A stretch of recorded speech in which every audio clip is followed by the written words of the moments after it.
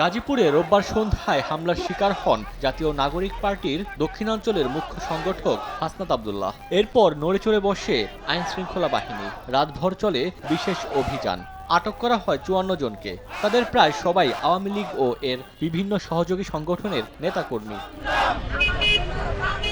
গাজীপুর মহানগর পুলিশের তথ্য অনুযায়ী আটককৃতদের মধ্যে বাসন থানায় ১২, কোনাবাড়ী থানায় ৬, সদর ও পুবাইল থানায় ৫, গাছা থানায় ৪, কাশিমপুরে ২, টঙ্গীতে ৪ এবং ডিবি আটক করে ১৬ জনকে। হামলার রহস্য উদ্ঘাটনে তাদের জিজ্ঞাসাবাদ করা হচ্ছে।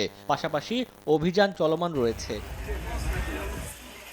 হাসনাতের ওপর হামলার ঘটনায় মামলা করতে সোমবার দুপুর ১২টার দিকে থানায় আসেন জেলা এনসিপির নেতাকর্মীরা। বিকাল ৫টার দিকে হত্যা চেষ্টার অভিযোগে মামলা করেন দলটির গাজীপুর জেলা ও মহানগর প্রতিনিধি খন্দকার আল আমিন।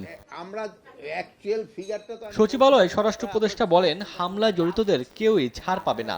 ৫৪ জন গত রাত্রে তাদের আমরা আইনের আওতায় নিয়ে আসছি। ৫৪ জন আইনে আওতায় এরকম ধরনের ঘটনা যারা ঘটাতে চেষ্টা করবে তাদের কাউরই কোনো ছাড় দেওয়া হবে না। এর আগে রোববার সন্ধ্যায় ব্যক্তিগত কাজ শেষে ঢাকায় ফেরার পথে হাসনাতের গাড়িটি গাজীপুর চৌরাস্তায় পৌঁছালে হামলা চালায় ১০ থেকে ১২ জন। এতে গাড়ির গ্লাস ভেঙে তার হাত রক্তাক্ত করা হয়। ওমর ফারুক, সময় সংবাদ।